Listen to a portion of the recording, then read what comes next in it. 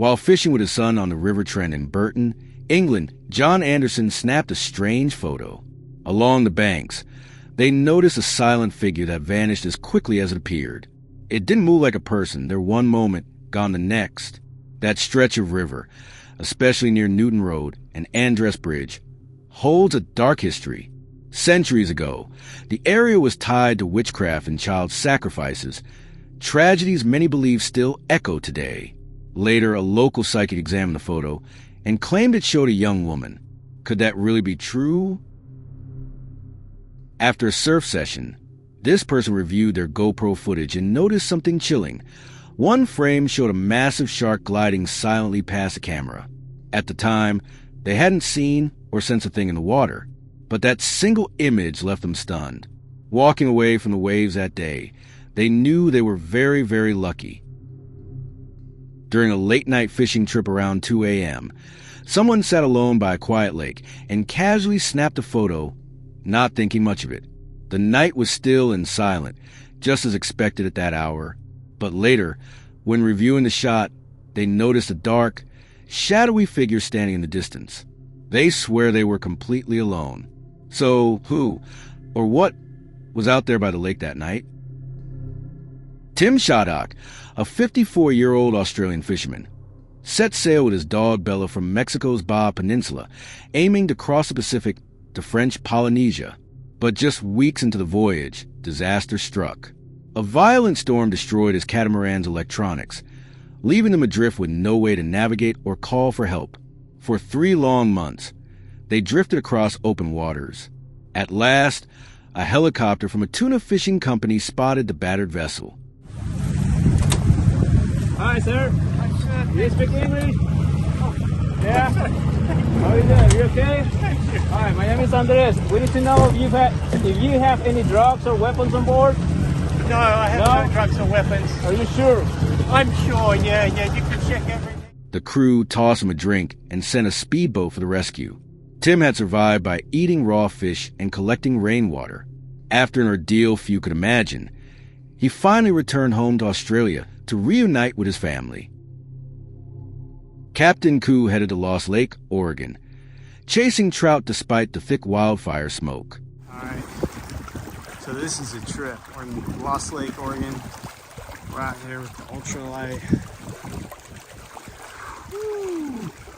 And you can't see 150 feet out there on the lake. This is all wildfire up here right now. We're out here trying to catch trout, but look at that. We came up and boom, we drove right into this mess. So we're gonna try to catch us some trout. And go from there. It really is the end of the world fishing over here. Look at that clearing out. Unbelievable. You can see this combination of smoke and moisture. But it is unreal up here. Some apocalyptic conditions. This is the most photographed lake in Oregon, maybe in the United States. And it is absolutely gorgeous out here when it is not the end of the world. So just unreal. I'm sure it's something that you cannot see quite often. Wildfire, yeah. Let's go get cigarettes. But as he ventured deeper into the woods, things took a chilling turn. Let's take a look. Shh, shh.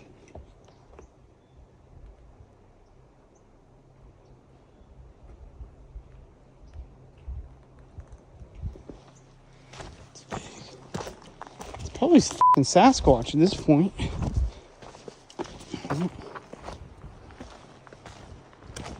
Turn it back. This is Sasquatch country. Oh my god. Wonderful poles and rock. We are back. Hear that? The one thing that is consistently reported with Sasquatch, rock throwing.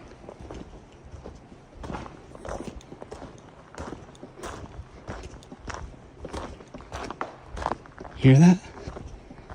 Big rocks.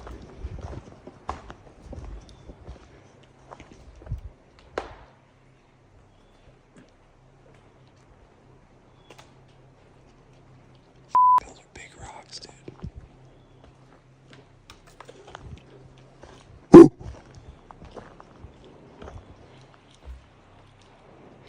Dude, they're lobbing rocks at me. Big fucking rocks. Hear that shit? It's hitting the tree. Woo! We're in Sasquatch country. This is not fake either, bro. They're big rocks being thrown at us right now. Huge, dude. Holy woo!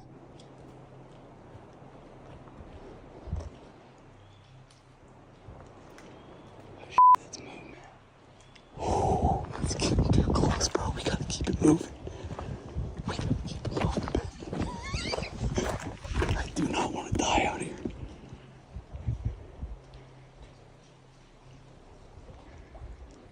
Chunky rocks, dude. Dude, those are huge rocks. Huge. That is like no joke rocks. I don't have my gun out here. I do not want to film my demise either. Massive rocks began crashing through the trees. At first, he assumed it was a bear driven east by the fires, but the sounds were too heavy, too deliberate, as if someone or something was throwing them. He didn't want to find out. With his camera still rolling, he made a quick escape. There were no other hikers, and the nearest campsites were miles away. So, what was out there in the forest with him that day? A man was fishing in the middle of a river when he noticed something odd floating nearby. At first, he couldn't tell what it was, but as he got closer, he realized it was a sloth struggling to stay afloat. Without hesitation, he pulled the animal onto his boat, likely saving it from drowning. When the video was first uploaded online without context, viewers were baffled. Many thought the sloth was some kind of bizarre aquatic creature. But once the full story emerged, the truth was clear. Thanks to the man's quick thinking, the sloth got a second chance. Sloths aren't built for swimming, and this one was definitely lucky. At the edge of a steep cliff, someone spotted a few fishermen casting their lines into the raging waters below. Tem coragem ou não? Quer coragem de pescar num lugar desse aqui? Ó a correnteza, ó. A força dessa correnteza aqui, ó. E é porque ainda tá baixo o rio ainda, viu? Olha aí que imagem linda, rapaz.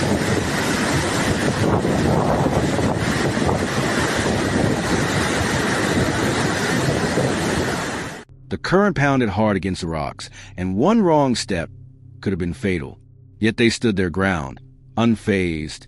The onlooker watched with a mix of anxiety and disbelief. Why risk fishing there? A Reddit user from North Carolina shared a photo taken while swimming with his daughter. The water looked calm until he noticed something just ahead. Two mysterious fin-like shapes breaking the surface. At first, many assumed it was a shark or dolphin.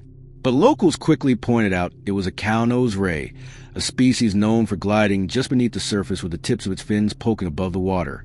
They're especially common during seasonal migrations in the Pamlico Sound and nearby rivers. During a fishing trip with friends, these men reeled in something bizarre. A fish with a face eerily human, complete with lips and teeth. It looked almost too strange to be real. But in fact, it was a triggerfish, a species known for its unusually human-like mouth. A lifeboat crew spotted a man drifting alone on a makeshift raft, heading away from England. His raft was overloaded with bags, and he lay flat on his back wearing a cycling helmet, gripping a tiny sail as his only means of moving forward. I'm France for asylum. You're going to France for asylum? Yeah. All right. He refused help at first, insisting he wasn't trying to reach England. He was heading for France to seek asylum. The crew stayed calm but knew they couldn't leave him out there. Eventually, they explained how dangerous the weather was and how far off course he had drifted. That's when he finally agreed to come aboard. What they didn't know was that they had just rescued a murderer on the run. As the boat was coming back with the man on board, I received a phone call at the station from the police. They were asking a lot of questions, the man's name, age. Once we were under the understanding that this man could potentially be dangerous, my concerns were the safety of the crew. Fortunately, the crew made it back safely, and the man was later arrested and taken into custody.